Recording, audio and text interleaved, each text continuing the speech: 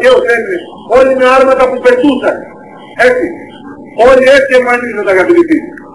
Ωραία. Ναι, αλλά και εδώ, και η Θεά Δήμητρα λέει άρμα που πετούσε. Η τεχνολογία των θεών. Ωραία. Ο δε Απόλλων, λέει ο Αφιλότιμος, είχε ένα τρίποδα, στον οποίο καθότανε και αυτός πετούσε. Μάλιστα όλα με φτερά. Και μάλιστα το καταπληκτικό, στην περίπτωση του Απόλλωνα, σε ενδεικνύεις ότι το άρμα, το τρίποδα, για να δούμε από πού προέρχεται, από αυτό εδώ το αγγείο, εδώ είναι ο τρίποδας του Απόλλωνα, για πάμε κάτω όμως. Ο τρίποδας είναι πάνω στα κύματα, ψαράκια, μέσα, δελφινάκια κτλ. Πετούσε πάνω στα κύματα, χαμηλά και γρήγορα, πόσο γρήγορα πετούσε ο Απόλλωνας. Όποιον δεν τον αρέσει η Ελλάδα να γκρεμοτσακιστεί. Όποιον δεν τον αρέσει η Ορθοδοξία να πιστεύει ό,τι θέλει, δικαίωμά του, είναι άθεος, άθεος. Είναι αιρετικός, αιρετικός. Πιστεύει σε οποιονδήποτε, δικαίωμά του. Δεν θα ανακατεύεται με την Ορθοδοξία, με τους θεσμούς και την Εκκλησία. Εδώ είναι Ελλάδα. Και η Ελλάδα σημαίνει Ορθοδοξία. Εδώ είναι Ελλάδα. Σημαίνει πολιτισμός, ιστορία, δημοκρατία. Όποιον δεν τον αρέσει η Ελλάδα και η Ορθοδοξία, να γκρεμοτσακιστούν και να φύγουν, να πάνε όπου θέλουν. Οι ιδεολόγοι, θεωρητικοί, ψευτοκουλτουριάριδες, ανθέληνες, μασόνοι, σιωνιστές στην πάντα. Φασίστες, που υπάρχουν φασίστες σε όλα τα κόμματα, στην πάντα. Εδώ είναι Ελλάδα. Εδώ υπάρχει Χριστός. Εδώ υπάρχει πίστης.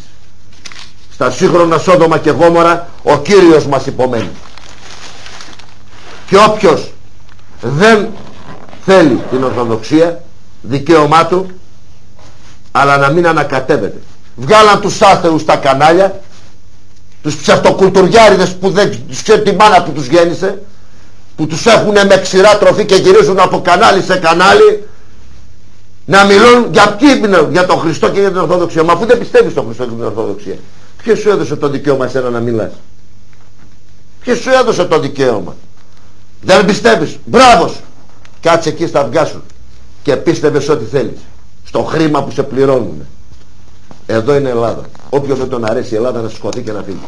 Οι περισσότεροι δημοσιογράφοι διάκυνται φιλικά, πιστέψτε με, ό,τι και να λένε στα κανάλια και στα παράθυρα, είναι φύλλα προσκύμενοι προς αυτές τις ομάδες, γιατί και οι ίδιοι ήταν μέλη αυτών των ομάδων.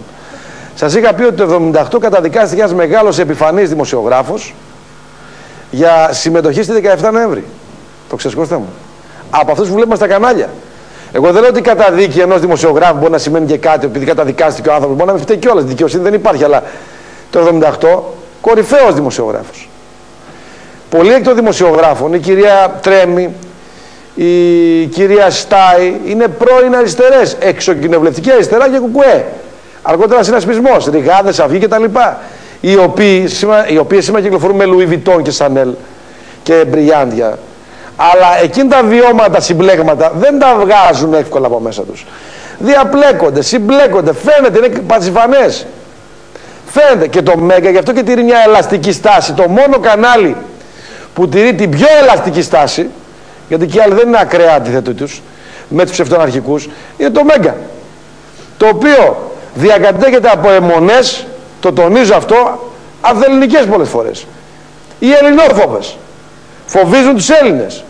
Μιλάμε για ελληνική υπεροχή και δεν με νοιάζει αν ο οποιοσδήποτε Δημητράς θέλει να θεωρεί τον εαυτό του ίσο με τους γύφτους, με τους Εβραίους, με τους Πακιστανούς.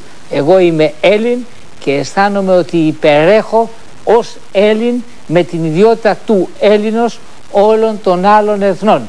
Διότι όταν εμείς ανεπτύξαμε πολιτισμούς και υπήρξαμε οι πρωτοδημιουργοί του πνευματικού βίου της ανθρωπότητος, όλοι οι άλλοι λαοί, όπως γράφει ο Περικλής Γιαννόπουλος στην έκκληση στο Πανελλήνιο κοινό, δεν ήσαν ούτε καν άνθρωποι, ήσαν ανθρωποειδοί. Ας πάει να με αναφέρει να μου κάνουν δικαστήριο γιατί κατηγόρησα τους γύφτους ή τους Εβραίους στα παλαιότερα των υποδημάτων μου. Εγώ είμαι Έλλην, σκέφτομαι ελληνικά, μιλάω ελληνικά και λέγω την πραγματικότητα στην ελληνική ιστορία και στον ελληνικό πολιτισμό, που είμεθα οι υπερέχοντες, είμεθα μία ανωτέρα φυλή.